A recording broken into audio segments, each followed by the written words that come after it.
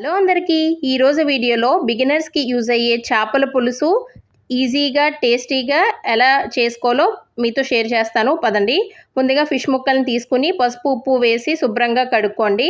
ఆ తర్వాత కొద్దిగా పసుపు, రుచికి సరిపడా సాల్ట్, మీ కారానికి తగ్గట్టు కారం యాడ్ చేసుకోండి. ఈ కారం కొంచెం ఎక్కువ యాడ్ చేసుకోండి. చేపల పులుసులో కారం ఎక్కువ ఉంటేనే బాగుంటుంది. ఆ తర్వాత 2 ఉల్లిపాయలని గ్రేట్ చేసుకుని 2 పచ్చిమిర్చి యాడ్ చేసుకుని మీరు తినే పులుపును బట్టి చింతపండు రసం అనేది యాడ్ చేసుకోండి. ముందుగా నానబెట్టేసుకుని చక్కగా పులుసు తీసుకుని యాడ్ చేసుకోండి. ఈ పులుపు కూడా కొంచెం ఎక్కువ ఉంటేనే బాగుంటుంది చేపల కూరలో కదా. ఆ తర్వాత పైనుంచి కొద్దిగా ఆయిల్ యాడ్ చేసుకుని మీరు గట్టి పెట్టకుండా జస్ట్ హ్యాండిల్స్ పట్టుకుని గిన్నెని కుదపండి, సరిపోద్ది. ఆ తర్వాత మూత పెట్టేసుకుని ఒక్క 10 మినిట్స్ పాటు మీరు హై ఫ్లేమ్లో పెట్టండి. ఈలోపు మనం మసాలా అయితే రెడీ చేసుకుందాం. జీలకర్ర, వెల్లుల్లిపాయి, అల్లం, ధనియాలు, కొంచెం చెక్క, 2 లవంగాలు ఫ్రెష్గా మిక్సీ పట్టుకుని మీరు ఈ మసాలా ఇందులో యాడ్ చేసుకోండి.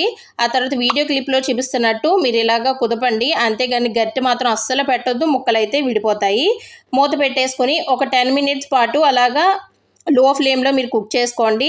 అంతే, ఇంకా మీకు టేస్టీ చేపల పులుసు అయితే రెడీ అయిపోద్ది. పైనుంచి కొత్తిమీర యాడ్ చేసుకొని వేడి అన్నంలో చేపల పులుసు తింటే అదిరిపోద్ది. మా మమ్మీ ఎప్పుడన్నా హడావుల్లో ఉన్నప్పుడు ఈ ప్రాసెస్ అయితే చేస్తారండి. అదే మీతో షేర్ చేశాను. Please do like, share and subscribe. Thanks for watching.